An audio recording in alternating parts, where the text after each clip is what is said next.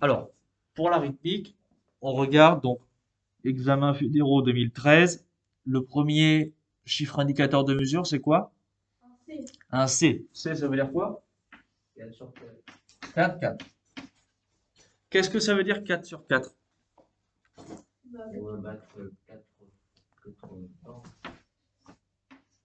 Ok, qu'est-ce qu'on a d'autre comme mesure binaire? On peut avoir 3, Ah oui. Il y a deux 4. quatre aussi. Ok, donc on voit qu'il y a toujours un 4. Qu'est-ce que c'est le 4? Ouais. C'est le nombre de battements, genre on fait un. Ah bah non, c'est ça. C'est celui du haut. Ah. C'est le nombre de divisions. Division de la ronde. Pardon, c'est la division de la ronde.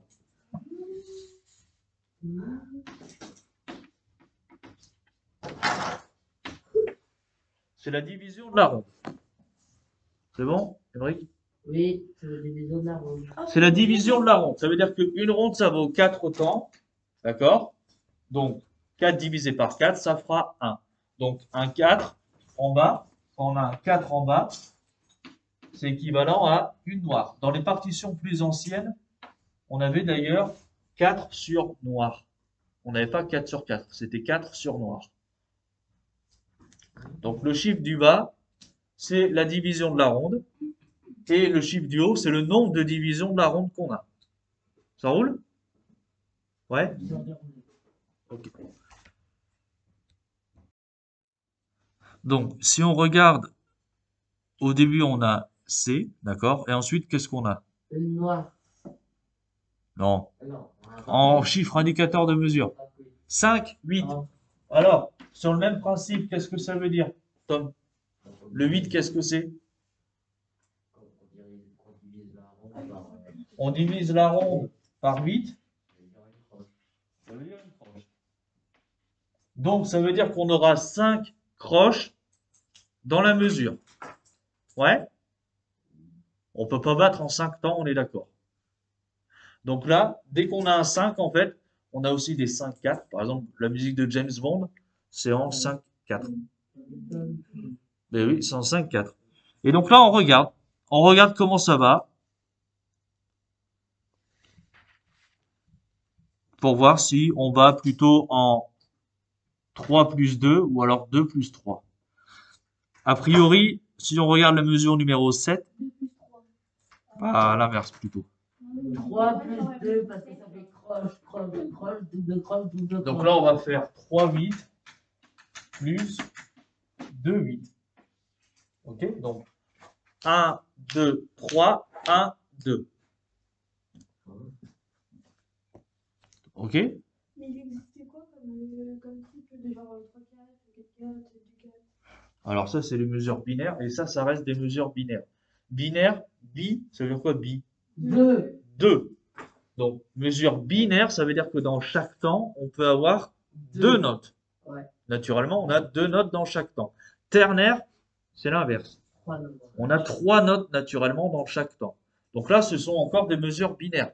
Ok, c'est pas parce que on a un 8 quand vous êtes petit, on vous dit, ouais, dès qu'il y a un 8, ça veut dire qu'on est en ternaire. Bon, en fait, c'est un peu faux.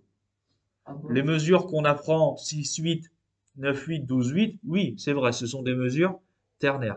Par contre, ces mesures-là, 3, 8, bah 2, 8, en fait, c'est pareil.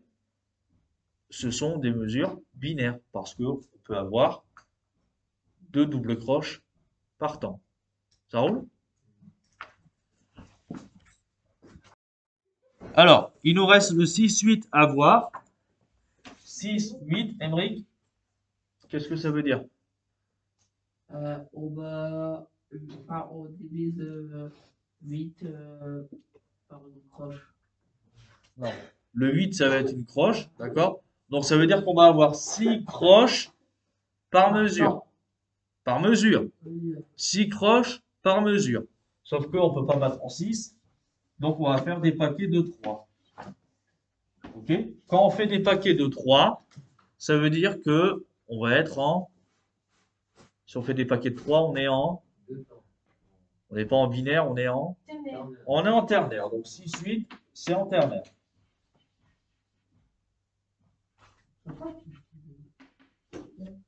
Ok?